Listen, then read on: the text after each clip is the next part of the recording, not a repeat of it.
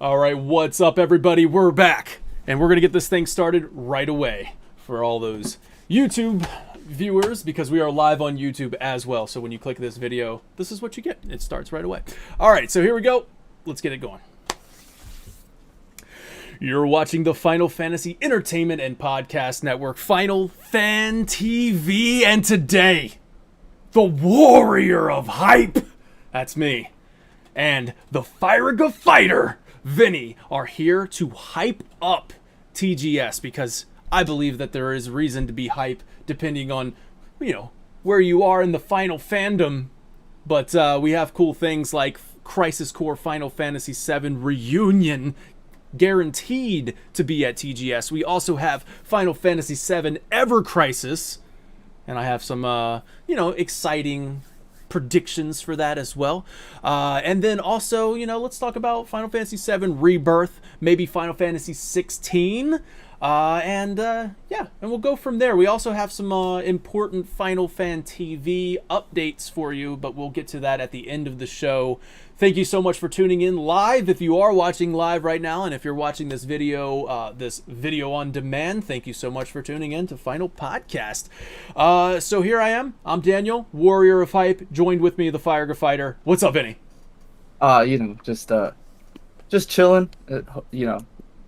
Just Reminiscing, being nostalgic, looking through all of our old videos. God. So here's the thing, everybody, and we're gonna get to this at the end of the show with a proper farewell, I suppose. But Vinny, our Fire Fighter, will be taking a leave of absence from the show for quite some time, for several months, as he focuses on these classes for his job. And we're going to wish him the best, all the best, when we get to the end of the show. It'll be a fairly quick show for you, as we're just going to, we're going to roll through this right now.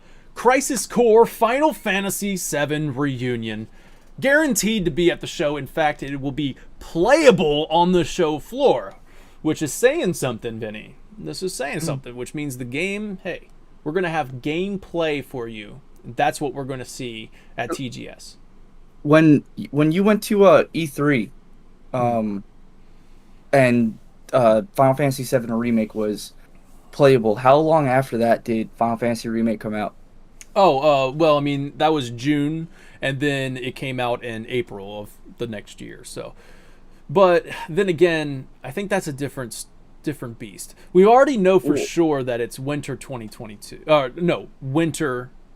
This winter. That's what it is.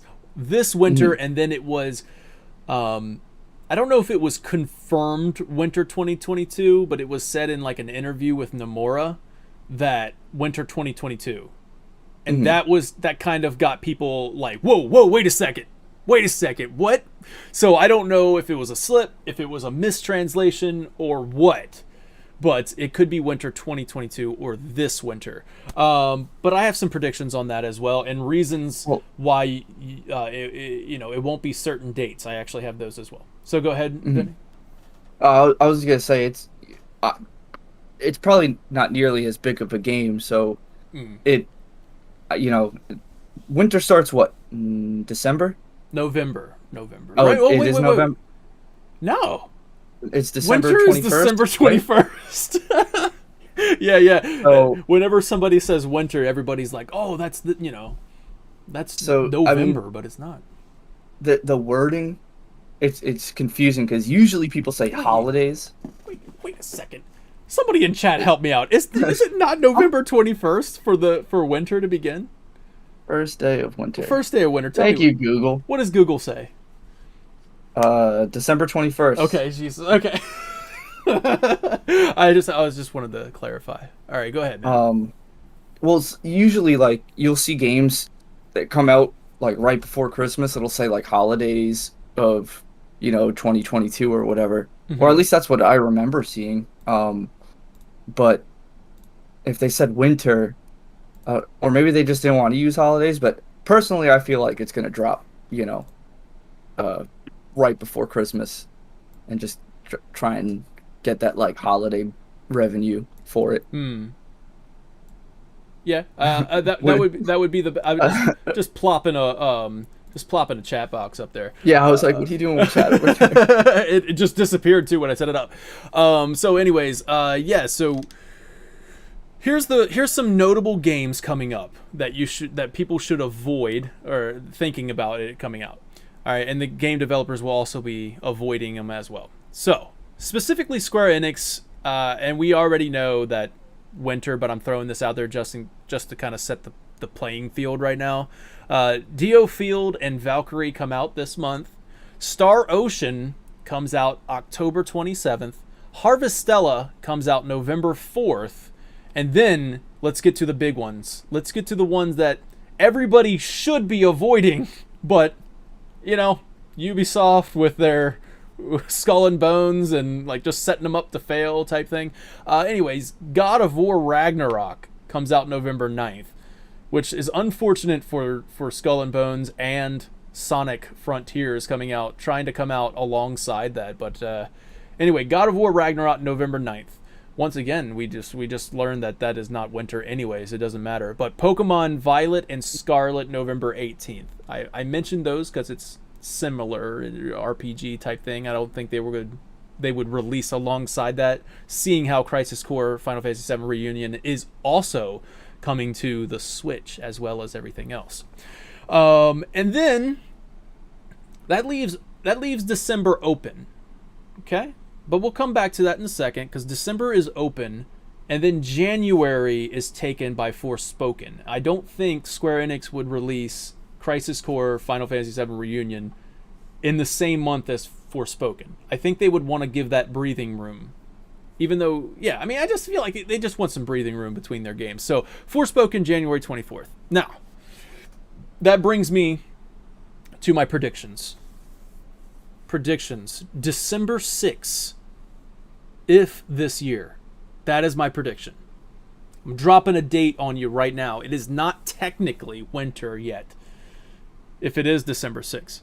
But, as you said at the beginning of the show, Vinny, it would be, in front of Christmas, the holidays, and stuff like that. So, December 6th is my prediction. If it's this year. Now, we go on to January 31st being the 26th anniversary of the Japanese release of Final Fantasy VII, but I've already kind of said that I think they're giving that Forspoken some breathing room. I don't think they would release 24th and then 31st. Possible. I mean, it's very possible. Now, here's where I think it gets kind of fun. February 7th is a Tuesday. So there's that magic number. It's a magic number. You know what I'm saying, Vinny? 7. I feel it. Okay. February 7th, or because of the leap year thing, March 7th is also a Tuesday. So March actually falls within the fiscal year for Square. And Square likes to launch these high profile games in March based on their history, right?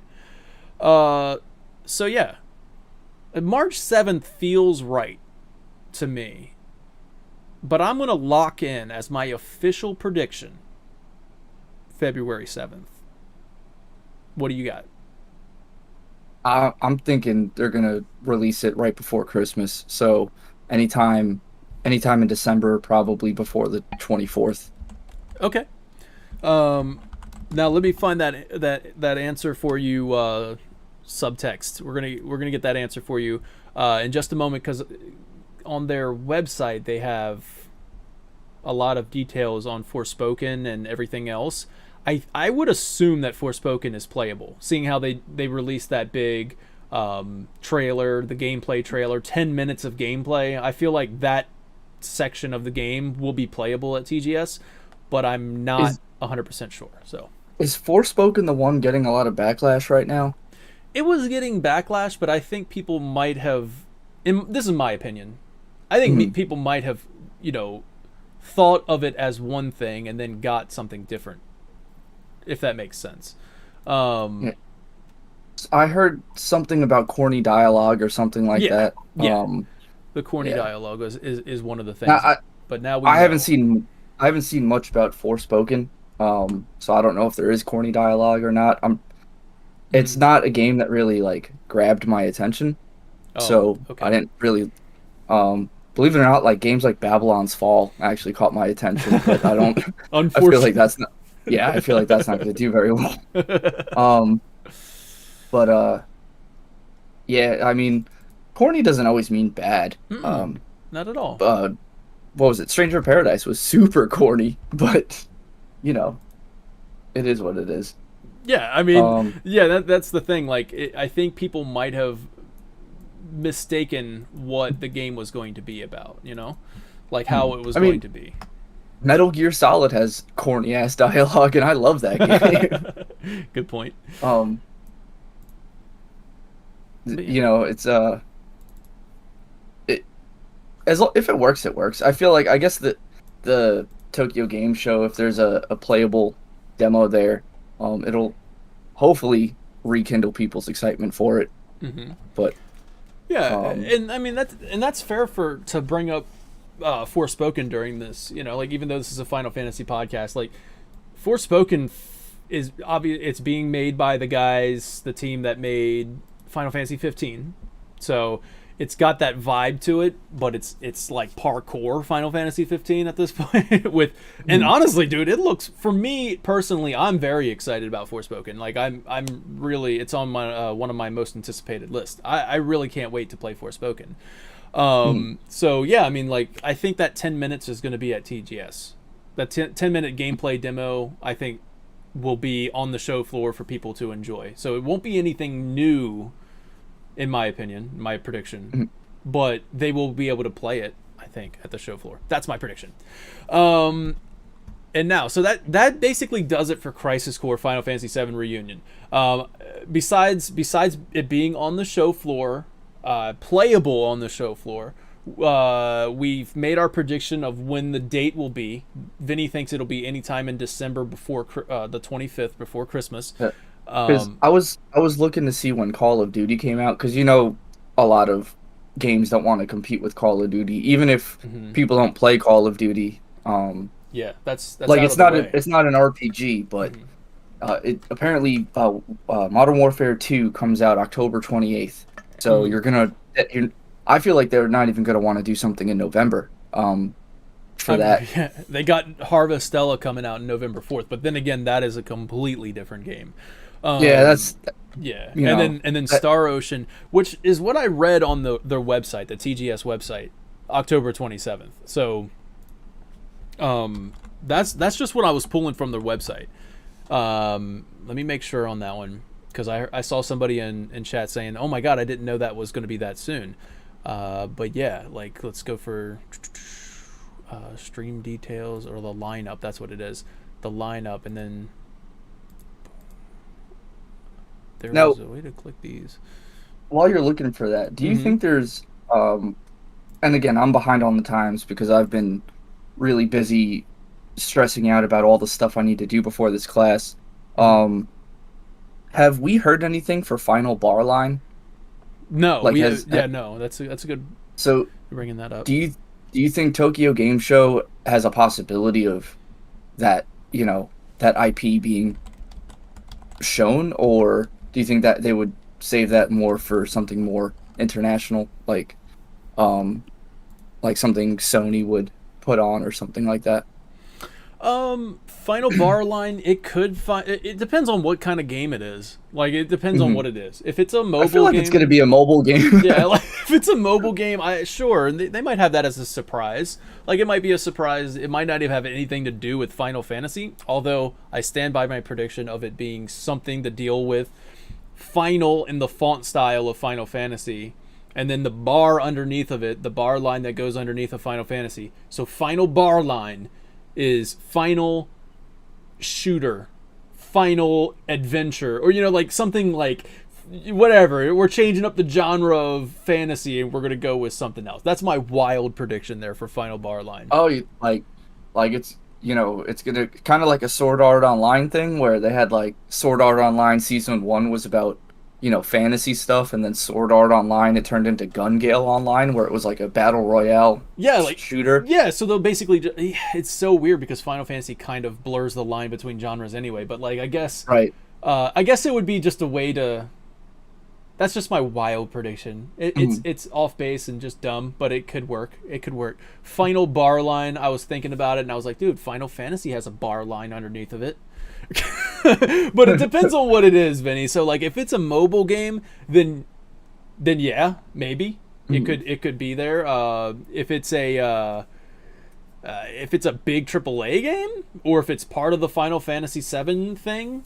Then that might be saved for something a little bit special, like the Game Awards or something.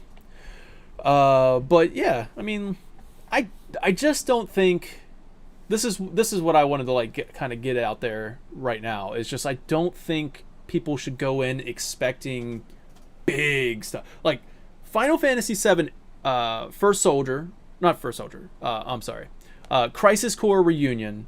And Final Fantasy VII Ever Crisis. These are the two big ones. Now, if you don't like Final Fantasy VII, they're not too big for you. but I think these are the two big ones that they're going to be talking about at the show, confirmed actually to be talking about. And then everything after that, I really don't think they're going to go all out for Tokyo Game Show. Like they're not going to, unfortunately, I'm going to break some hearts here. I really don't think they're going to talk about Rebirth. I don't think we're going to see a new trailer from Rebirth. And then this is just me, like, kind of, you know what I mean? Like, I'm the warrior of hype, all right? So if anybody, I'm going to be freaking hype about it if it happens. But I'm also kind of using a realist mindset here to the point where I'm just like, okay, they need Ever Crisis and Crisis Core Reunion to kind of have that spotlight, especially since their release dates are going to be so close. And that kind of leads me into my next prediction here, Vinny. Final Fantasy VII Ever Crisis, Shadow Drop. Boom! Available now, or available tomorrow, or sometime this week, or sometime this month. It's going to be out this month.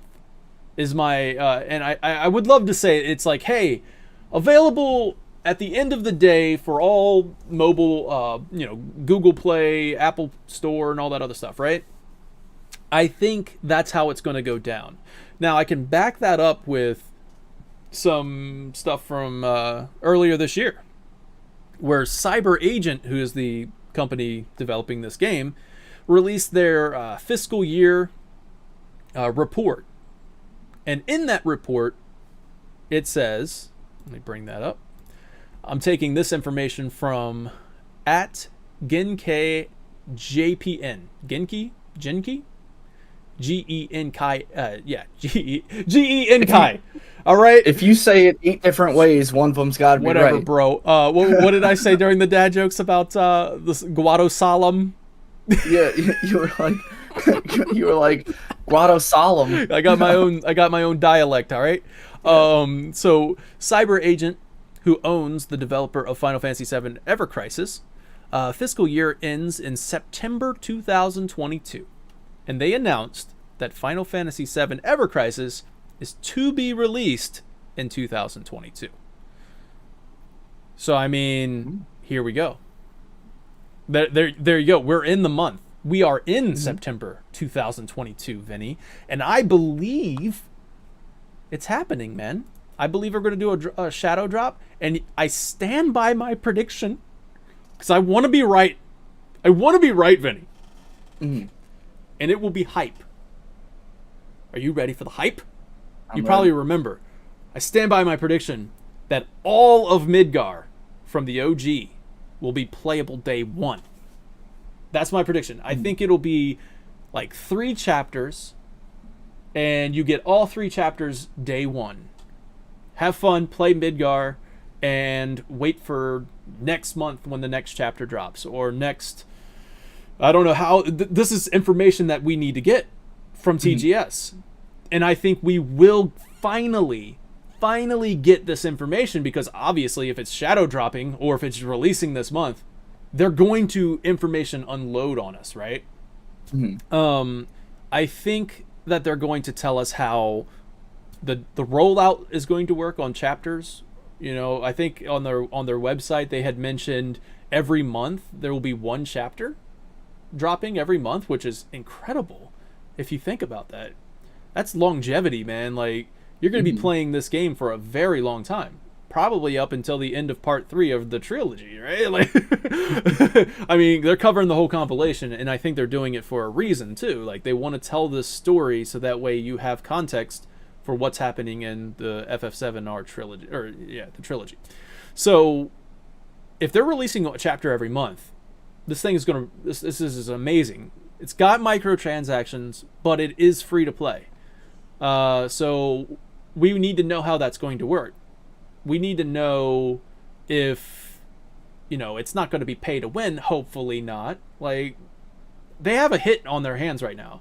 People who have that nostalgia and they wanted that remake, that 1-to-1 remake, they're going to see this and go like, oh, I got to download that on my phone. Even if you're not a mobile gamer, be honest with yourself. You're downloading this game. But if they hit you with this, like, oh, and this is how the microtransactions are going to work, and it's going to be a freaking mess of microtransactions, people are going to get turned off. So I think they got to be smart about it. They got to do it right. And if you do it right, if they do it right, Vinny, I will spend money on it. If they do it wrong and they shove it in my face, I'm not going to spend money on it. First Soldier proved that. Like, you know what I mean? Like, I will spend money on your game if you do it right. But that's the thing. So I think they're going to unload this information on you. That's going to tell you freaking how the microtransactions are going to work, how the, you know, monetization and stuff like that. And also the rollout schedule. Like, expect OG to be done, complete in its entirety. And then we're going to go back and do Crisis Core. You know what I mean? So Vincent Graymore brings up a good point. He says Ever Crisis is only on mobile, and he doubts that his phone will handle it. He hopes that he could BlueStack it or something. So that brings up like two things for me. Number one, how big is the game going to be? Because so if you go to the App Store right now, Final Fantasy VII on the iPhone is 1.9 gigabytes. So that is the entirety of Final Fantasy VII is 1.9 gigabytes on the phone. So that doesn't seem too big. Now, Ever Crisis is obviously going to be bigger because there's, you know, new textures, new, like all this stuff. Everything is updated. Ooh, that's a good question on how big this game is going to be. For me, and this is like totally understandable. Like, I totally get that. For me, it's not an issue. It's a no issue for me. I don't care how big the game is, but I totally understand for people who have smaller phones or don't have all the storage or have a ton of other games on their phone. All that, obviously, yeah, that's very important. So, but how also to that, BlueStacks hasn't been. I've never tried to play Brave Exvius or Record Keeper or Opera Omnia on BlueStacks, so I don't know if it's just a one-off with First Soldier, where a Square Enix mobile game isn't, you know, cooperating very well with a mobile emulator on the PC. I mean, I could try tonight and see if those games work on BlueStacks, but what happened with First Soldier doesn't make me have confidence that BlueStacks is going to be something that works for Ever Crisis. Yeah, but and, at the same time, it could have just been Square Enix not wanting people to play First Soldier on PC because it was technically a competitive multiplayer game, as to where Ever Crisis isn't going to fit that category. So it's like, you know, all right, whatever, play it how you want, because you're not going to have mouse and keyboard edge over somebody using phone controls or something.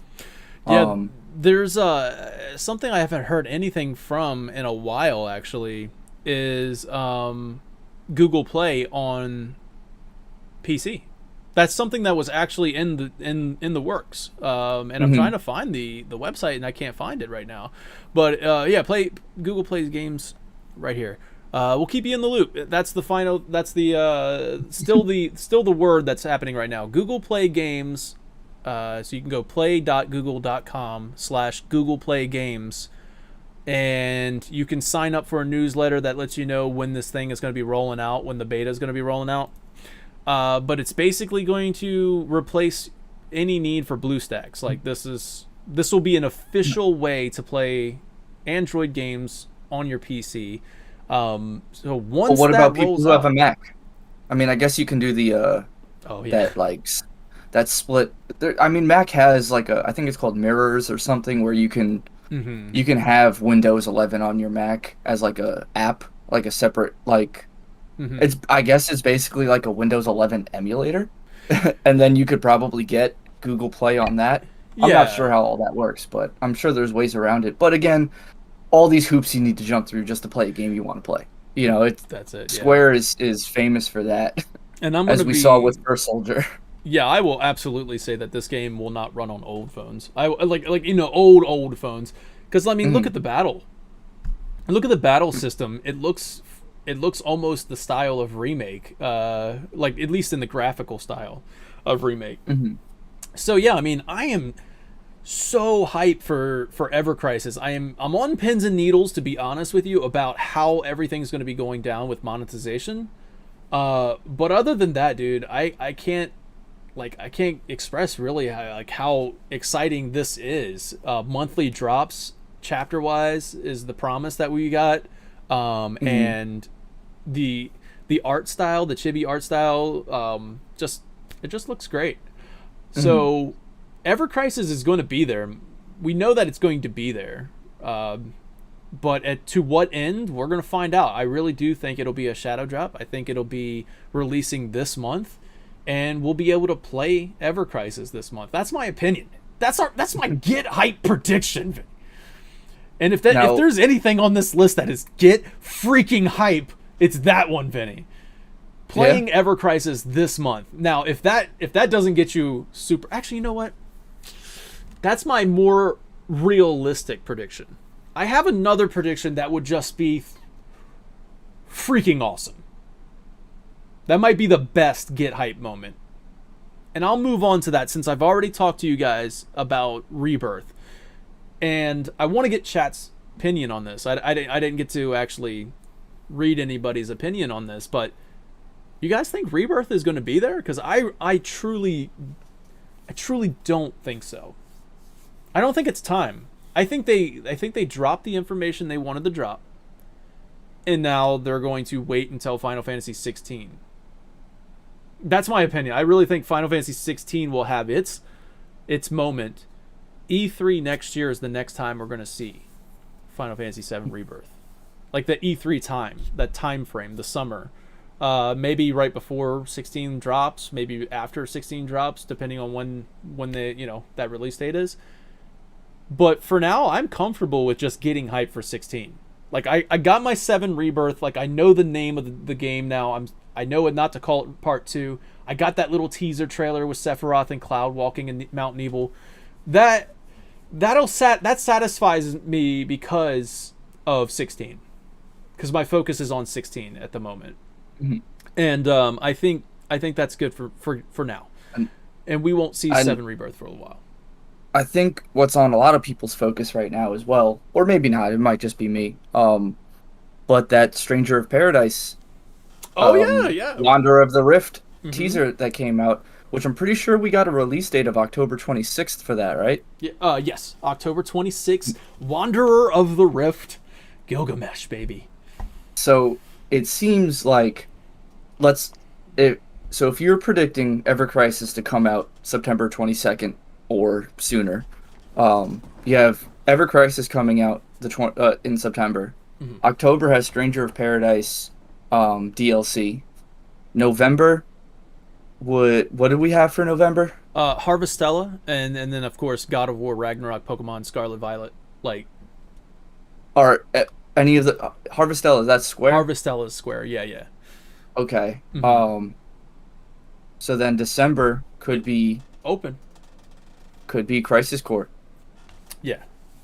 Yeah. If they're trying to push stuff out every month for the rest of this year. It really does seem like that. Because January, February, what did we get for 16? You're thinking 16 is not going to be until next winter?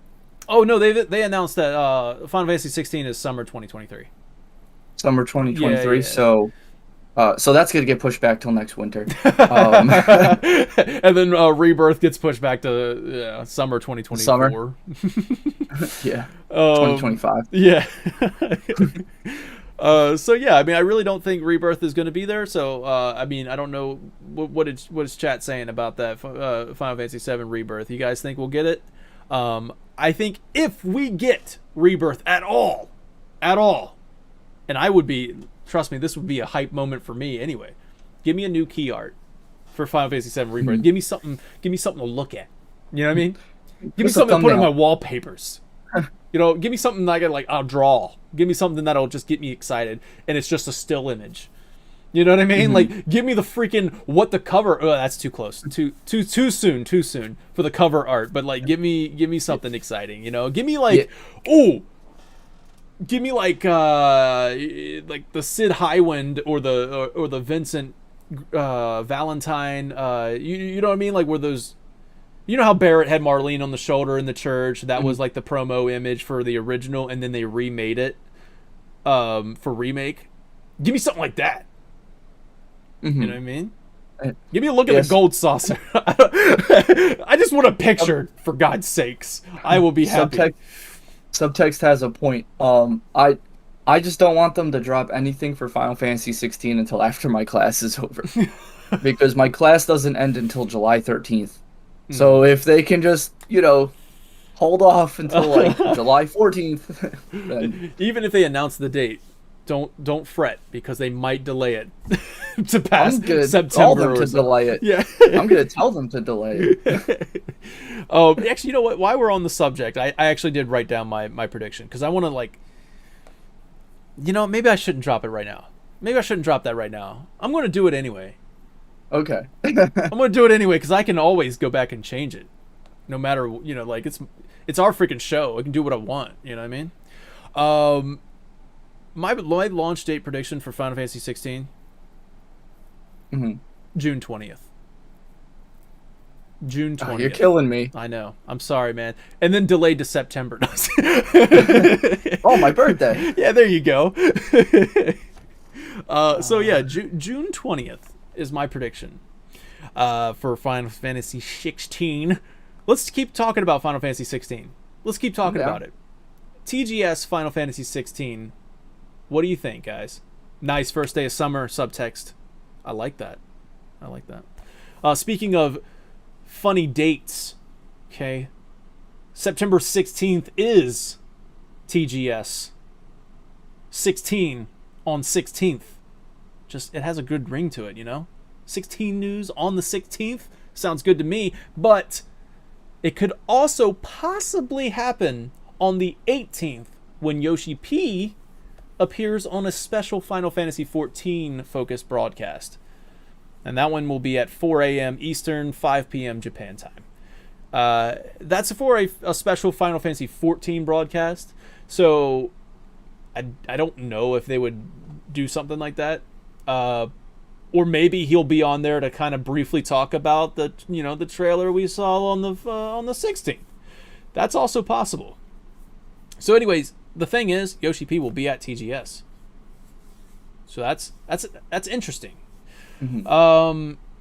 Okay. Yeah, I like East Blue. East Blue Drew says, I wouldn't mind the Chocobo farm, like an image. Just give me an image of the Chocobo farm. Just give me something. An image to look at is fine with me. I like that too. But anyways, so Final Fantasy 16 and Rebirth actually are confirmed to be shown in the Mega Theater, which is, everybody's kind of thinking, well, they could also be showing the old trailers, which is possible. I really do think the old trailer will play for Rebirth, but for Final Fantasy 16, I think we might also get a story trailer. And let me tell you why, Vinny. I could see the look in your eyes, and you're just like, oh yeah, Daniel, why? And I'm going to tell you why, Vinny. Final Fantasy 16 will get a story trailer because of an interview by Game Informer with Yoshi P by Wesley LeBlanc. This is a quote from Yoshi P saying, this is back when they just released the recent trailer, okay? So, while we just released our second trailer, we are currently already working on readying a third trailer for release this fall. In that trailer, we hope to concentrate a little bit more on the world and lore and the storyline, and hopefully bring a little bit more of that information to players, showing what the story is going to be like, what the narrative is going to be like, and how that's all going to fit into the world. End quote. So there you go. From the mouth of the man himself, saying that we're already working on a third trailer for release this fall. Now, of course, this is planning stages, right? He could just be excited to talk about his planning stages. At that moment, the plan was TGS, and then, of course, maybe things happen, maybe the trailer's not ready yet, and we're going to keep pushing it back.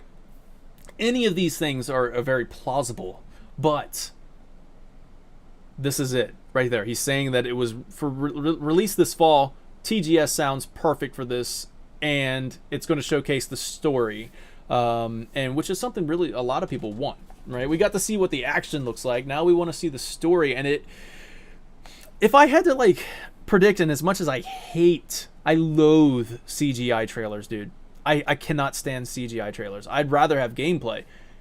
But I can't fault Yoshi P and CBU3 right now, because they did it beautifully. They satisfied me, Vinny. They showed me gameplay on the very first trailer in December of 2020 or whatever it was, and then they followed up with it with more gameplay.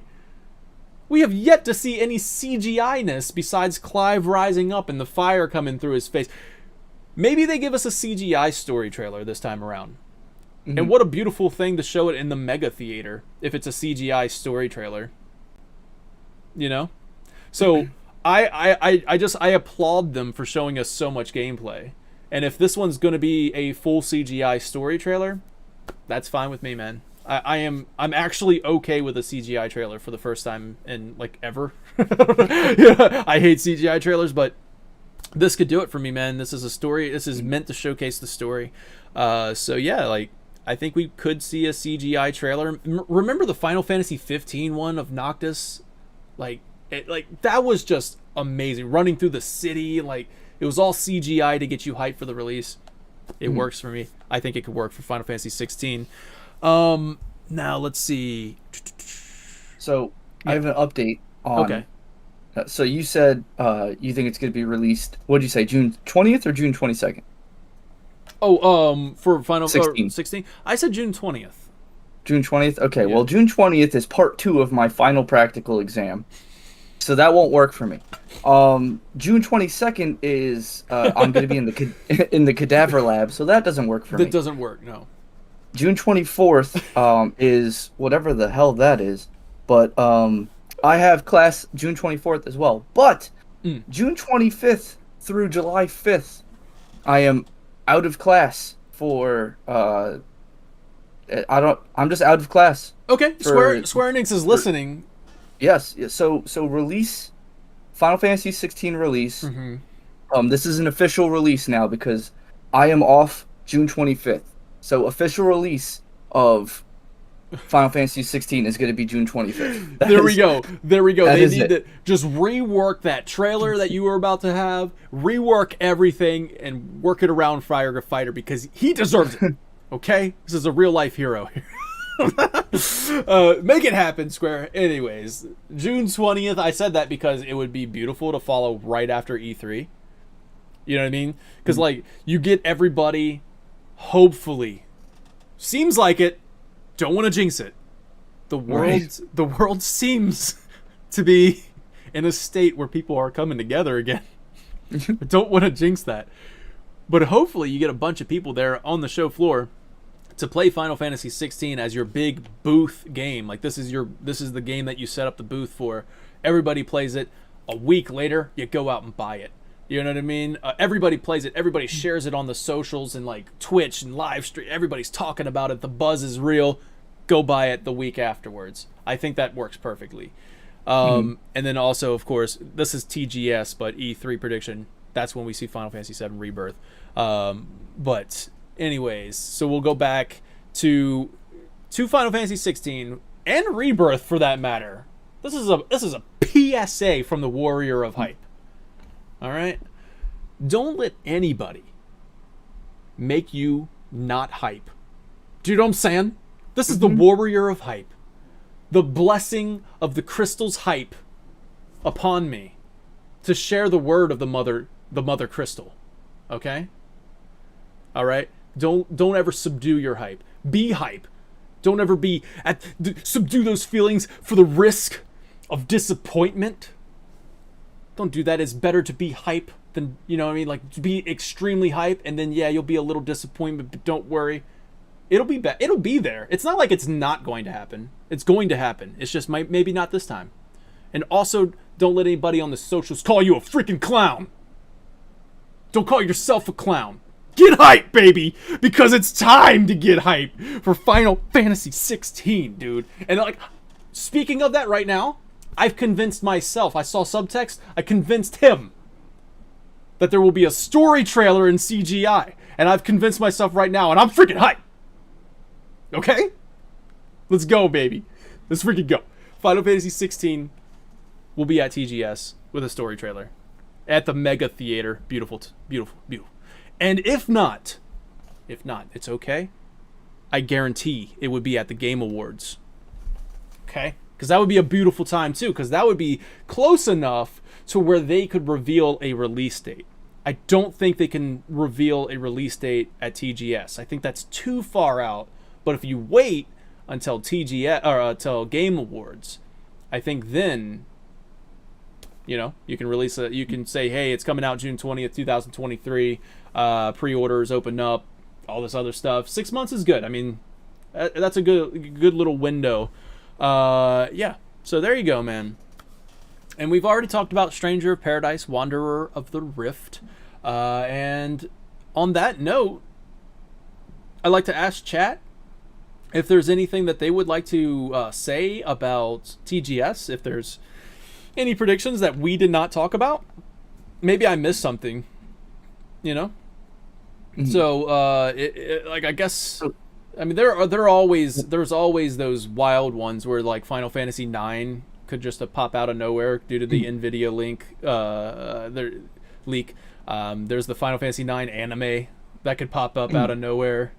So now, yeah, so you're more in touch with the community than I am, and this is something that I think about, and I don't know if I just don't know enough about what's popular within the community, because I know what's popular within me, you know, so this is just what comes to my mind. But for me, like mainline Final Fantasies for me kind of fell off in a way. Like, you know, they 6, 7, 8, you know, for most people 9, not for me, but for most people 9, and then, you know, there's 10.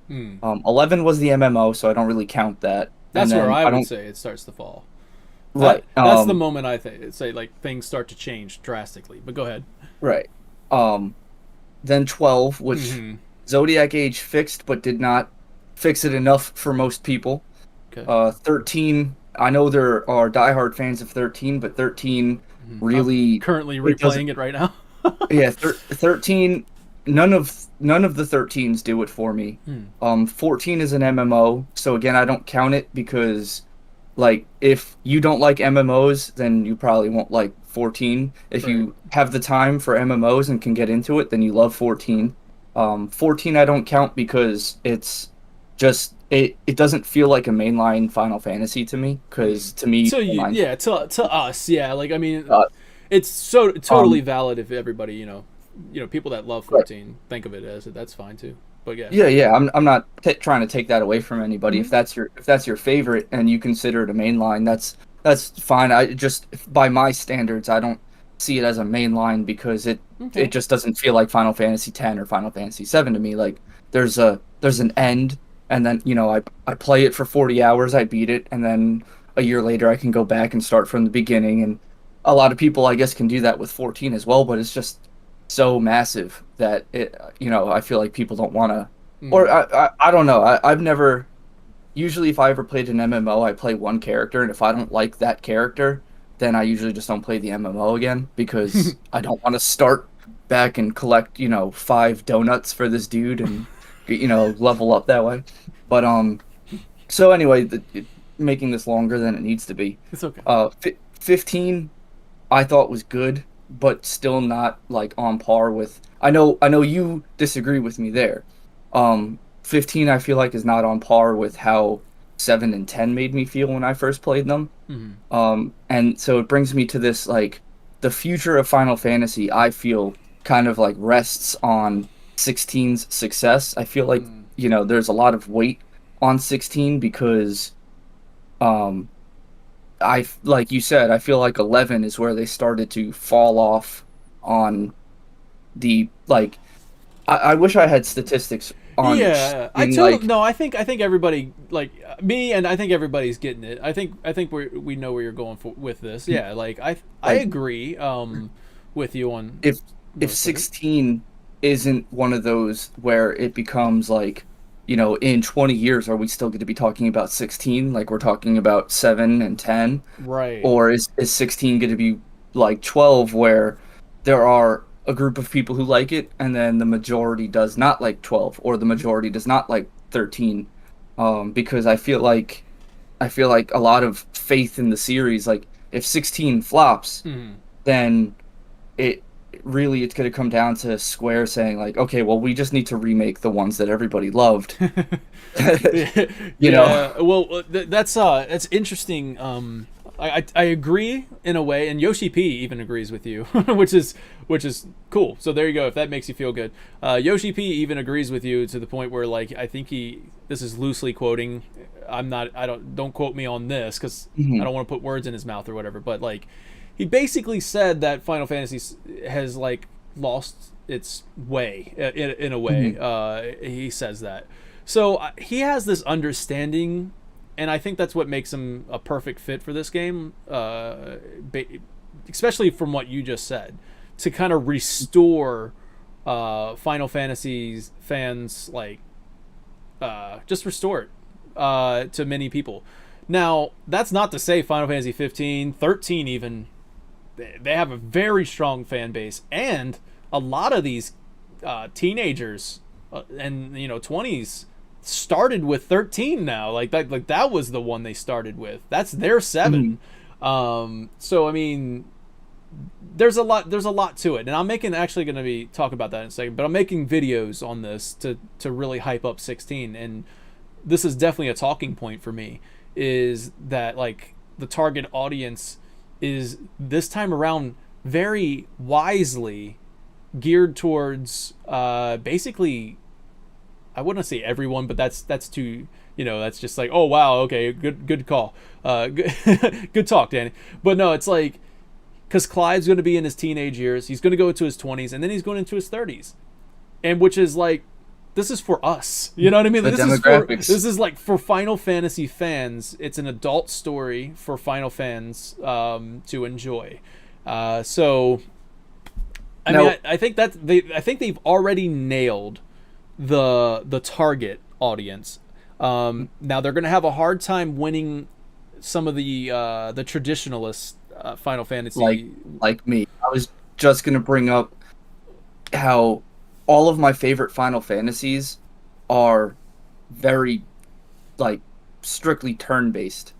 So, I feel like part of the reason why I'm feeling like, Final Fantasy just doesn't hit as hard as it used to is because, like, that traditional turn-based that I got from 10, 6, 7, well, I guess, traditional, I guess is the right word. 10 was conditional turn-based, and then 7 was still turn-based. Still turn-based. But it's Hmm. like that turn-based strategy is what I miss. And Okay. then Yeah. even the newer Pokemon games where I love Pokemon, but I'm like it just doesn't feel like, picking up my Game Boy and playing like Ruby or Emerald or Gold and Silver, like Yeah. that style, it just is lost to me. And unfortunately, I feel like Final Fantasy will never go back to that turn-based. I don't think it. Um, I mean, like you said about Final Fantasy 16 being that like make or break thing. Yeah, I mean, I guess this will do it. Like, if people mhm, don't like the action oriented style, I think they could go back to it. But I don't mhm, think they should, and I don't think they will. Like, especially if 16 is successful, I really don't think they should. And I think it kind of harkens back to what Yoshi P was saying about like, hey, look, mhm, we're trying to appeal to the people who will play this game and consider this. And once again, I'm taking what he said and then putting my mhm, own thoughts on it. But like we're trying to take this game that people will play this, and this is their Final Fantasy VII. This is mhm, their Final Fantasy X. Like this is the game that's going to engross them into the series. This is the game that's going to like get them to say, I got to go back and play the rest of the Final Fantasies. Now I love Final Fantasy. Like, but you mhm. can't do that, in my opinion. You can't do that with turn based. That's a very not a very niche market. Like, because there's No, I obviously, get that. you know what I'm saying. There's obviously people who really love that, and it's a large Mhm, group, but it's not the majority group. It's not the God of War group, right?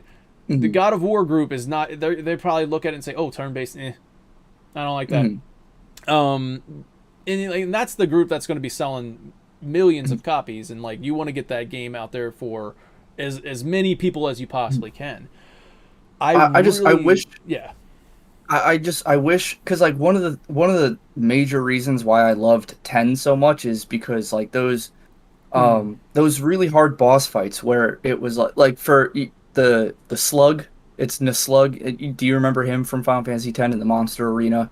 He Mm. was he had, a strategy behind him where, and you could Yes. see like, okay, so I'm gonna go 6 times before he gets to go.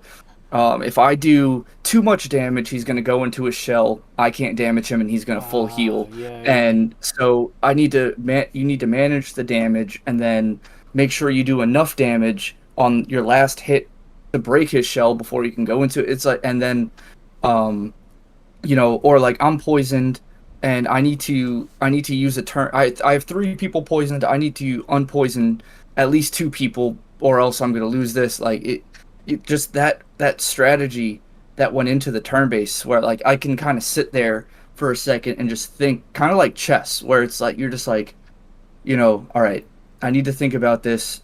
How can I still win this, or do I just need to quit, and That's everything. fair. Like, Yeah. I wish, like the action combat, like that's great, that's fine and everything. I just wish they could add like a DLC, or just like a free DLC where there's like, Final Fantasy VII Remake, where it's like a free DLC where they just throw in like 3 bosses in the simulator, Mm. where it's turn based, like conditional turn based, and you actually have to like, like kind of like a real time strategy, but it's, Yeah. you know um you're Maybe the just gold trying to, saucer, like they have, like yeah, that's a type of game, like a type of yeah, just genre of a game in the gold saucer. right, like, Yeah. the Gold Saucer has like Final Fantasy VII OG boss fights where it's updated graphics, but it's still turn based with Mm. and everything, and you can just kind of, they're like super difficult strategy based boss fights where you don't have to do them to progress, but they're at the Gold Saucer to do if you want to do them, Yeah. and then, Yeah. just stuff like that, because that would make me feel like they're at least listening to the people who want the traditional turn-based to be back in Final Fantasy, but Yeah. then people who want the action-oriented combat for Final Fantasy, they still get that. But, I just want to load up Final Fantasy VII Remake, and, like, kind of like how Destiny had like weekly nightfalls and stuff. They Hmm. can change the boss weekly. Be like, the Scorpion Tank boss is the traditional turn-based boss of this week, and everything. And Yeah. then if you beat it, you get the GP for Gold Saucer. to go buy items or whatever with like just something to make me feel like, Yeah. No, you know. I totally get what you're saying. Like, so yes, all of your points are valid for sure. I do want to kind of like to highlight East Blue, who said that Yoshi P did say that future Final Fantasy games could go back to turn based, and that totally makes sense because he's not going to be in charge of all future Final Fantasy games. Maybe at the like they like to alternate teams, and stuff like that. So it's possible, get a new director wants to go back to turn based, but if they see the success of 16 is what I'm saying. If they see the success of it, then I doubt it would ever go back to turn based. But and then also to add on to that, East Blue says that 16 summons boss fights look like they could be turn based in the trailer, and they've already said that a lot of the icon versus icons are going to be kind of mini games in themselves.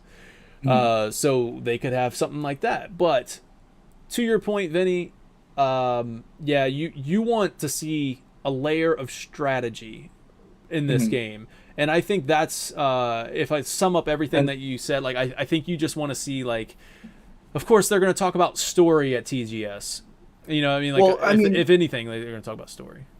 7 Remake definitely had strategy. Yes, I mean, when you play on hard mode and you have to go up against people like Vice and stuff, like there's strategy. You need to do certain things to get that stagger meter up and everything. So it's not like that was without strategy. Yes.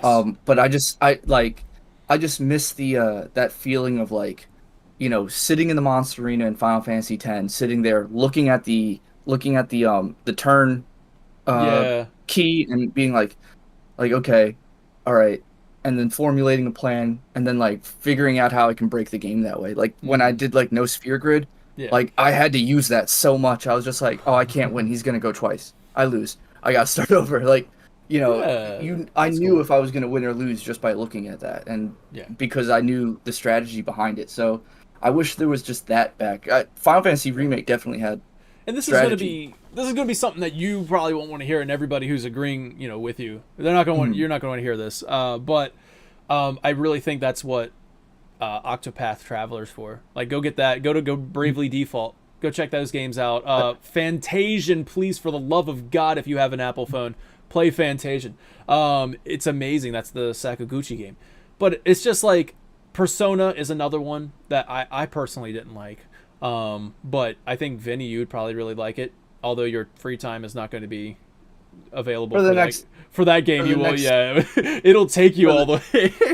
I'm gonna need to schedule time to sleep for the next 10 months. But yeah, so like I just think there's games out there, and the Final Fantasy needs to be cutting edge. I think Final Fantasy needs to regain what they used to be. I think they need to move on. That's just my opinion. People are not going to like me for it. Maybe those who like action-oriented stuff will, but I think they need to move on from that kind of like the turn-based, see who's about to attack type thing for mainline Final Fantasy. If you want to do like Final Fantasy, whatever, like awesome Rift, time travel, whatever, 365 and a half, like you could do that, and it's like, boom, this is your turn-based Final Fantasy. It's just under a different name. Honestly, they could have called Bravely Default Final Fantasy blank. Like, and people would be like, oh, there's Final Fantasy, but it's Bravely Default. They just didn't want to name it Final Fantasy. You know what I mean? Like, it literally is a Final Fantasy though. But yeah, I mean, so like, I think there's games out there that Square Enix themselves are making. Like, hey, we hear you. You want your turn-based. We're just not going to do it for mainline anymore. Here's your turn-based games, and that's just my opinion. I really think they need to be cutting edge. I think they need to appeal to the people who are going to go out and buy the game, like to maybe that weren't thinking about buying the game. You know what I mean? Like people like who played God of War Ragnarok. I keep coming back to, or Horizons and Spider-Man and all this other stuff, and they're just like, you know what? That Final Fantasy 16 looks freaking cool. I want to go get that. And yeah, to your point about like Final Fantasy, like make or break here, or they go back and make remakes. You know what I mean? Like, but it's like, yeah, I mean, Final Fantasy is in a wonderful spot in my opinion. Like right now, I think the future of Final Fantasy could just end up being online with the success of 14. You know what I mean? If 16 is not successful, but I really do think 16 is going to freaking nail it. Single player Final Fantasy lives on forever, and I think this is going to be the new norm for it. I think this is going to be what people are going to associate Final Fantasy with, and they're just going to absolutely nail it. I have so much faith in that team that they know what Final Fantasy is. And I think that's important. And I think the openness, the transparency that we've gotten so far is super important. I feel so comfortable with this game, with Final Fantasy 16, even though like party wasn't, the party system is something that makes me a little uneasy. For the next thing I'd like to see, I would like to see camaraderie, or not even if it's not camaraderie, I just want to see interaction with the people. And I think that's what he means by we're going to show you a story trailer. So that way you get the feeling of, okay, Clive is going to interact. He's going to meet people along the way, whether he makes friends with them or he makes enemies along the way and no friends, which is fine. You know what I mean? Like, I think we'll see that stuff. But yeah, I mean, I guess I'm being long-winded too, but it's just like, I really have faith that Final Fantasy 16 is in the direction that it needs to be. I think it's going the direction it needs to be going. I want it to be like something that blows up so big that people are like, holy crap, Final Fantasy 16 was amazing. And they have the story, like he's been talking about it, that we're making a complete story this time. Like, so no outside compilation stuff, that you're going to get your full story right here. And it's covering a span of almost 3 decades. Like, I mean, it's a freaking story, baby. And it's very mature. It's rated M. That's another thing that this game is going in a different direction. They're taking Final Fantasy with Final Fantasy 16, and they're taking it in a completely, like 15 was definitely a departure. This is definitely the biggest departure I think we've seen for Final Fantasy, and I'm all about it. I don't know how about everybody else is feeling, but I'm all about it. Well, for me, basically, long story short, regardless of the combat style, regardless of if it's a party or not, whatever Final Fantasy 16 turns out to be, I hope it impacts me as much as 10 and 7 did. That's all I want. Yeah. I don't care if it's not turn-based, which I already know it's not turn-based, but right. If the action gameplay appeals to me, and if the party system, whether there is or is not one, at the end of the day, like, none of that matters as long as it impacted me as much as 7 and 10 did. Right, and this is where Captain Cosmic kind of comes in and says, I think, yep, they basically just said what I said. I'm sorry, I repeated what you said. I think they can let other games take up that responsibility of, like, turn-based and stuff. Final Fantasy, to me, is more than just ATB. It's more about the world and story, personally. And, yeah, that's definitely, that's definitely a key aspect of Final Fantasy. It's the story and world. Also, kind of going off of Penguin in a Suit talks about I would love a movie for Final Fantasy 16 prologue like they did with 15. And Penguin in a Suit, not very many people are going to agree with you, but I'm with you, okay? I love Kingsglaive so much. At 15, all right? But yeah, so like, not very many people are going to agree with that. Is like a prologue, probably they just want it in the game. Like, just put it in the game. But give us a 2-hour-long cutscene. It kind of is, but I love it so much. Kingsglaive is an awesome movie. Kingsglaive was free, right, with the game? If you bought the deluxe edition, it was. Oh, so how would you watch it? You have to buy it. Okay, so if 16 were to have a movie as a prologue, I feel like if it was free, then that would be great. Because as long as they don't do this stuff where they put it in a book, cut content, put it in a book. I just don't think they're gonna do that. And actually, I know they're not gonna do it. Yoshi P has already said it. complete story. You know. But yeah, sorry, I cut you off there. I was just like, I just looked back there and I saw that freaking Dawn of the Future book, and I was like, I don't like it. But yeah, so I hope you guys are enjoying this, chat. Like we diverged from the topic of TGS, but I like at least we kept it Final Fantasy though. yeah, we kept it Final Fantasy. We didn't start talking about Star Wars or anything. Oh, well, let me tell you about Star. No. We could start a podcast on that. All right, so chat, if you guys have anything, I guess, man, I love how active you guys were today. Thank you so much, chat. This is amazing. I love scrolling. So, sorry we haven't been keeping up with you. I've been trying in the chat, but if there's anything you'd like to add to that topic, or if you'd like to add anything to the TGS topic, if there's anything that we missed, please do so now. But we're gonna do a little housekeeping now. I would like to talk about Final Fan TV while you guys get your questions in, get your thoughts in. I see Skytron coming in with a question right now, which I can answer because we've already answered it, but I think you jumped in a little bit afterwards, which is fine. Crisis Core reunion release date. Personally, my prediction was February 7th or March 7th, but I think February 7th. Vinny says anytime before December 24th. So in December. So I think it's probably going to be like December 21st, right before the holidays. Okay.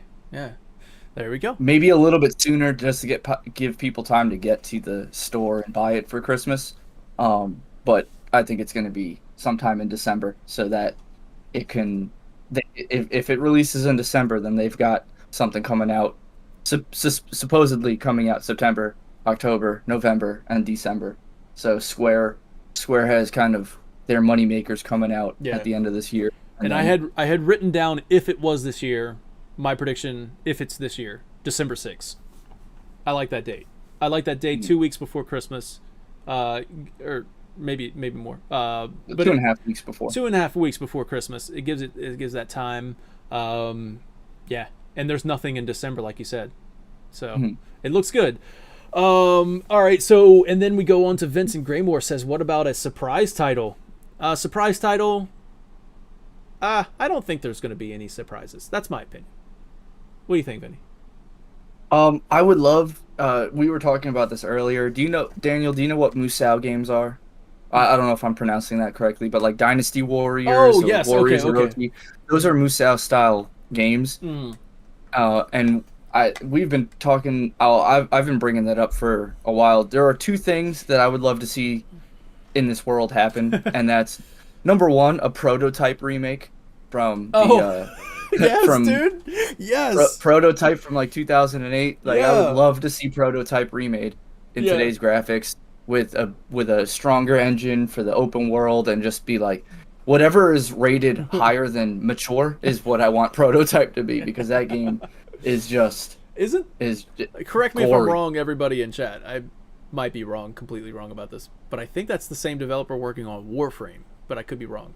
But I thought Prototype was Naughty Dog, but I could be wrong. No, that's not Naughty Dog. Not Naughty Dog? Not okay. Naughty Dog, no. But in the second thing you really want in this world is like a Dynasty Warriors style Final Fantasy game where you can just play as like Cloud, and then you're just going up against thousands of enemies, just hacking and slashing, and you level up your characters to like level 99, their stats go up, you get mounts, so like chocobos and stuff, and it's just like this big map, and you have to there's like you have to defeat other officers to open gates to get to like the main enemies, general and everything. Like, but if they were all painted over as Final Fantasy characters, like you can literally just take the Dynasty Warrior games. Oh, they've done it with Zelda. Paint it over. Yeah, right. Like they've done it with Hyrule Warriors. They did it with Gundam. They did it with Gundam. They did it with Gundam. They could do it. They could totally do it. And honestly, it's very plausible. It's like that. That's if there was any like outlandish thing, I would say for Final Fantasy to step into. I think that makes sense. I think it could feel work. like Koei Tecmo would have to be Oh the yeah, ones who make it, because they did do Stranger it of Paradise, so they got that connection, you know. right. Hmm. But yeah, so Final Fantasy Musou game and prototype remake I would be love that great. you brought up Prototype. Yeah, I Prototype was fun. love prototype Yeah. so much. And then if I had to go with a crazy surprise, if I had to go with a surprise that is reasonable and realistic, Final Fantasy IX anime. Hmm. Because of the fact that it was supposed to have some information drop this year, I think on their official website that it was supposed to come in 2022, and I think we were supposed to get it in summer of 2022, and then it didn't happen. So maybe if there's anything, maybe excuse me, Final Fantasy IX anime is a Hmm. possibility in my opinion, for the surprise drop. Did we miss any other questions? Vincent Graymore said Final Fantasy IX anime for ages 8, was it? So are you Oh asking yeah. if that's like the target demographic for the anime?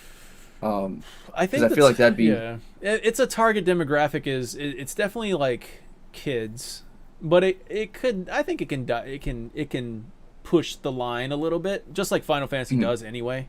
Like Final Fantasy's geared towards teenagers, but it's very mature in a lot of ways. So, Mhm. and just like Disney movies themselves are pushed towards kids, but they're mature in their own ways. Themes are. I think they can push it. I think they can push the line. So Final Fantasy IX is definitely. It seems like a children's anime, but we don't know nothing about it, so that might not be true either. Mhm.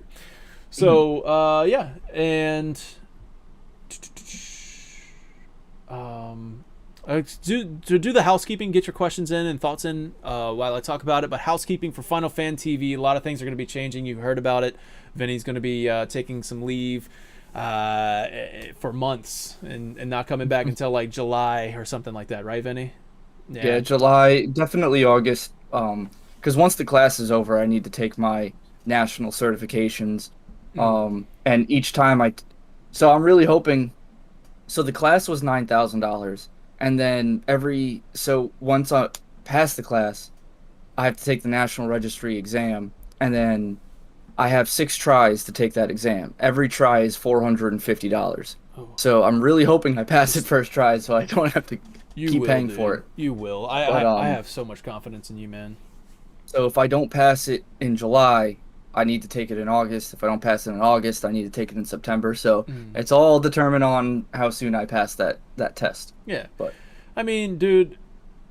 Yeah. I mean, I think you got this, dude. I know you got I this, hope man. so. I know you got this, man. So yeah, wall market with PS1 camera. That is something that a lot of people have subscribed to. They like the PS1 camera thing. If you're watching this, you've already watched pretty much the entire final podcast. So you also kind of like our podcast too. So I appreciate you. Thank you. But the wall market with PS1 camera is almost complete. I'd expect it maybe sometime next month. Now that Vinny's going to be gone, I might even move final podcast to bi-weekly to work on separate videos every other week. So wall market with PS1 cam it's running into a little bit of a snag because this is where the game is just like almost completely different than the original. Like there's almost no comparison scenes anymore. Like the wall market is wildly expanded in this game. So I'm working on it. I'm getting things. I'm making it look a little nice for you guys. So expect that maybe next month. The Midgar Zalem video in the next episode in the What to Expect in Final Fantasy VII Rebirth series is actually written mostly by Vinny, and possibly no, it won't be. It probably won't be narrated by Vinny now. I could I could try. I could Okay. try and We want narrate. you to try, Vinny. We want you to Okay. leave that mark, bro, before you go, man. This Okay. will be your piece of content before you go. Your parting gift will be completed by the end of the month because obviously Vinny starts next week. So if anything, he's gonna get it done next week. Yeah. And if Vinny doesn't get it done, I'll read his script. But don't worry, I will give him credit. He wrote most of this. All right, so expect that end of the month or early October, and then more Final Fantasy VII mod showcases because apparently you guys love those. All right, that hit up some good views. So we'll get more mod showcases because I'm loving it too. I'm discovering it as I go. So you'll get my genuine reactions to them as I play it. Probably going to play Echo S7 as well. So You know what I really wanted to play before this class started, which I'm not gonna have enough time for now. what was that? Was the Final Fantasy VII Pixel mod? Oh, the D That looked- Master. Yeah, the D Master. Yeah, That yeah. looked so cool. I really wanted to play it, and I just never did. Yeah, it was pretty interesting. The NES version of it. Yeah. Let's see. Oh, and then 2 more video series are in the works. 2 brand new video series. One of which is called The Warrior of Hype. That's me, Vinny.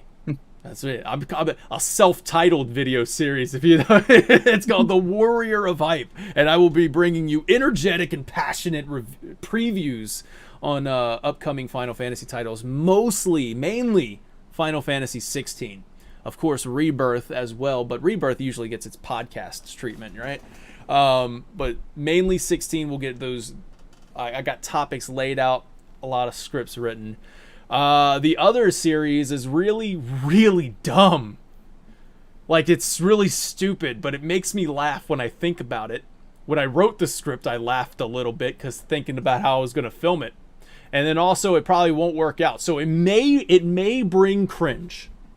It may bring laughter, but let us subscribe to whatever it brings. You know what I'm saying? That's my quote for that one. And regarding Final Podcast, this is important for everybody watching right now. I'm opening it up for you, the Final fans, to be on the show as a guest speaker, to share your thoughts and passion for Final Fantasy. So basically what that means is if you have something you really wanted to like express to people who watch this show, and rather than just in the comments where maybe people are kind of overlook them, you've seen we had Troubadour Poet on the show, we've had Dr. Robert Molt. You know, these are guys from the comment section, and I just said, man, you guys write these very passionate comments. Why don't you come on the show and express it? So there's also be a lot of like rules that you'd have to that I'll have to go through if you are interested. But yeah, so if you're interested in that, I'm not sure how much interest will be. So I really can't gauge how quickly you'd be on the show, whether it be like next month or maybe even a couple months from now. But as you heard, Vinny won't be here until like July again, so we got plenty of weeks to fill in. I mean, there will be days where like the planets might align, and I might be able to pop in. Yeah. Because during my class, there are some times where it's just like, no class scheduled for a week, and if I'm up to date with all of my field hours, because I need like 900 emergency room hours. I need, I think it's like 1,300 in field hours, and then I need X amount of hours with a cardiologist, X amount of hours with a surgeon, with an anesthesiologist, with an OBGYN. So like, if I'm caught up with where I'm supposed to be at that time, then they usually give us those weeks, like that week off, to kind of just go and focus on hospital hours instead of class time. Yeah. So, hopefully I could drop in 1 or 2 here and there. If you do, man, then it'll be something special, Vinny. Like if you have that time, I honestly would just tell you, hey man, just go take a moment to yourself. Right? Just get a moment to yourself. Unless you want to be here talking about Final Fantasy, I understand, but like, get a moment to yourself, man. So for subtext, I sent you, Daniel, 3 images of the D-Make in Messenger if you wanted to throw those on the screen. Oh, nobody's seen it yet? Subtext hasn't. I'm not Okay. sure how many people have not seen it, but I know that when I saw it, I was like, Yeah, it's really cool. I was just like, I gotta play this. I'll bring it up. Vincent Graymore saying that this was actually made for NES. Yeah, like you can literally buy the cartridge. That I thought this was a mod. No, but- it's not a. It's not a mod. So- What is this though? That's not part of the. What's not the last one? Yeah, the last one. Oh, I don't know. That's just something I found. I thought it was part of it. No, I don't think that's because the first image is what they did, the NES Oh, okay. the NES style combat, but all right, so I'll throw that up there. Maybe that might just be like Photoshop or something. Yeah, somebody But, might have done a cool so pixel. If you NES. could buy a cartridge for it, that means you can technically you could just get an NES emulator and then get the ROM for. Oh yeah, you can download the ROM off. Oh, okay. So online. that's a whole lot easier than what I thought I would have to go through to play it. Yeah. I thought this was like a mod. Yeah, I'm almost positive you can download the mod, but there's I wonder that. how much that costs. That's like a collector's item now, I bet, huh? Boom. We got another one for you guys to look at, and that one is this one. So you'll see, like, it looks like the NES style combat, and it's pretty neat. It's pretty neat. I played a little bit of it. It just seems like the enemies are a little sporadic. Like you'll fight enemies that they weren't in the Mako reactor. So like it seems weird that they're showing up, but yeah, like it's cool. There's that. Oh, even the cartridge has like this really cool art on it. Have you seen the art on the cartridge? No. Are you sending that? Yeah, I'll send that right now. Yeah, I'll put it up there for you guys. This is like a chill stream right now. We're just hanging out. I hope you guys like that. You know, just hanging out and talking with us. We are about to close it out, but I want to show you guys the cartridge. Are you sending that over? There it is. Ooh, oh yeah, that's like the Yoshitaka Amano art. Yeah, that's really cool. Yeah, so let's change that over to this one. Boom, done, and show. Oh. It's very big right now. That's what she said. Right All right, so there we go, and then bring that down. There it is. Somebody made that. You put that together. That's the Amano art. That's really cool. but that from all the pictures on Google, that picture without the the red thing on the top. That's what's on the actual cartridge. And I saw people selling it for like $35. Oh wow! It'd just be cool to have, I guess.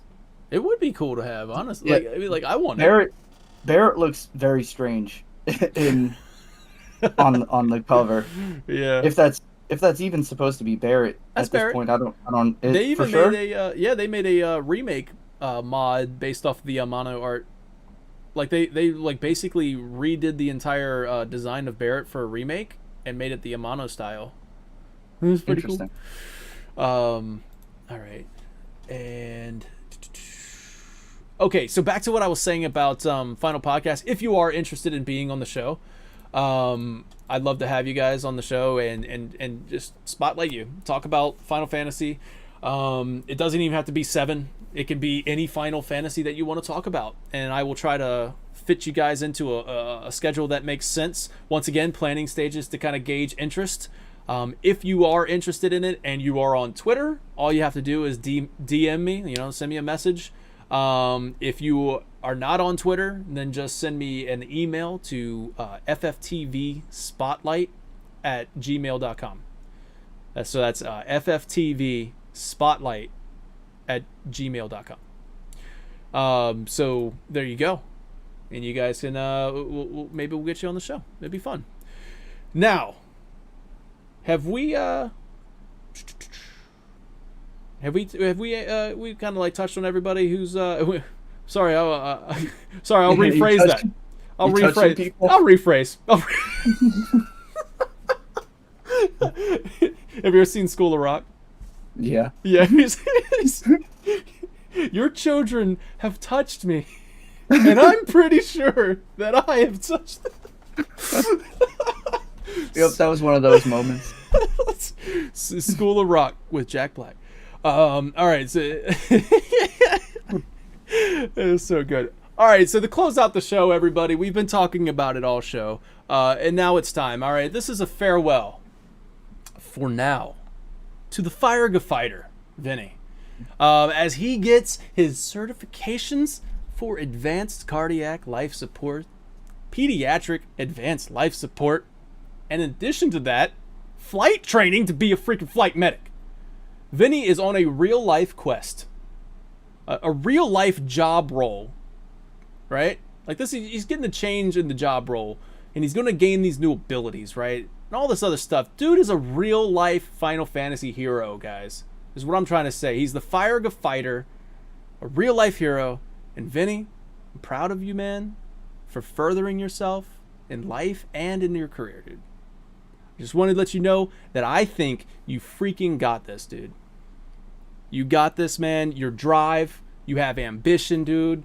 Ever since we started Final Fan TV, you're committed, and I think you're going to be just as committed to this, and you're gonna nail it. Hopefully, you find some time for yourself, and hopefully, you don't go insane from all that work you got.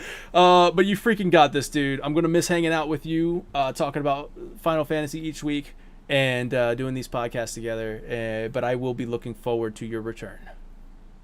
Until then, Thanks. I will do my best, as well as all the Final fans watching right now. We will do our best to keep Final Fan TV rolling and keep it building as a brand. So, Vinny, you got this, man.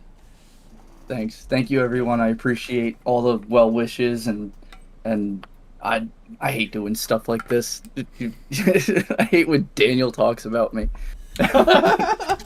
I told you in the beginning of the show what I wanted to do. I really wanted to put together a video package for Vinny. Like, remember when he got pied in the face when he was playing Final Fantasy? I wanted to be like slow-mo Vinny getting pied in the face. I wanted to have like those slow-mo moments of maybe him chilling in front of the fireplace talking about Final Fantasy music. And then I just wanted to be like, it's been a long day without you, my friend. And I just kind of wanted I just wanted to be a really slow, just an emotional video package, but I didn't have time to do it, Vinny. That's perfectly fine. That is quite all right. I think that pie to the face was Stephanie's favorite Final Fan TV moment. And I guess a little behind the scenes stuff.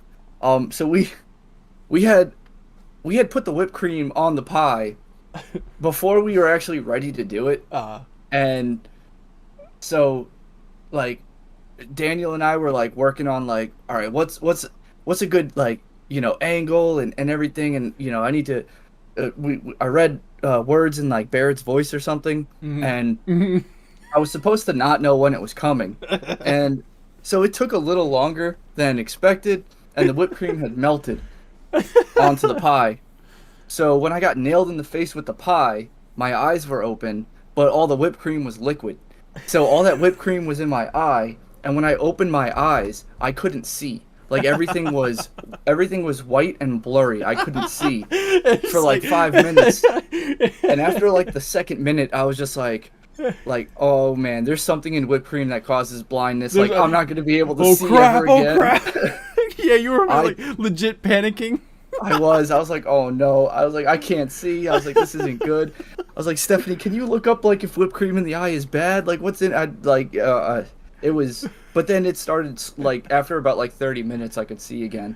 But I was panicking. I'm trying to find it. I'm trying to find it so I can bring it up, but I can't. And then that's fine because I can keep talking while you look for it. Okay. But so when I was doing the bathrobe thing with drinking the wine, I was running out of firewood and fire starter because I kept screwing up my line, so I kept having to do it over and over and over, and then the fire would go out, so I'd have to start the fire again, and then sit down. There'd be times where I'd start the fire and go sit down, and then it would go out, and I'd be like, son of a bitch, I gotta start the fire again. So I started the fire, and then there was this one time where I didn't notice the fire went out, and I got the line, and I nailed it perfectly, and I went back, and I was just like, oops, the fire's not on.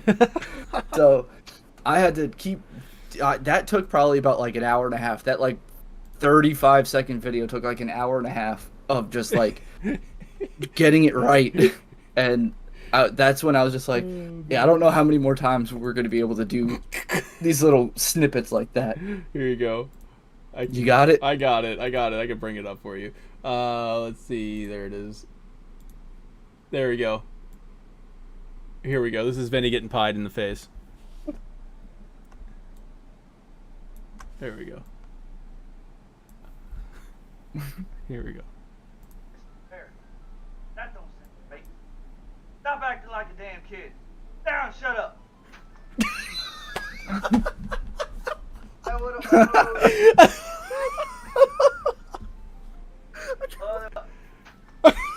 Down, shut up.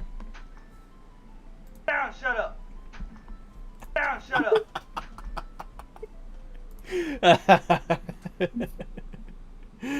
Oh man, and that's how you end it with that's your farewell, that's your parting gift, Vinny. Yay. Just Vinny getting pied in the face a couple times. All right, you guys, and that'll do it for Final Podcast here. Thank you so much for everybody who tuned in today. Thank you so much for staying so active in the chat. I love to see it. I really really hope everybody continues on this journey with me, as I'm going to have to do this solo for a little while, but I won't do it solo. I have you guys. I have the Final Fans. Vinny will always be part of Final Fan TV. He's the freaking co-host, and I can't wait to see you again, man. Can't wait to see you again, bro. It's been a long time. We're gonna close out the show right now. I'm gonna end the stream so I can stop singing. All right, you guys.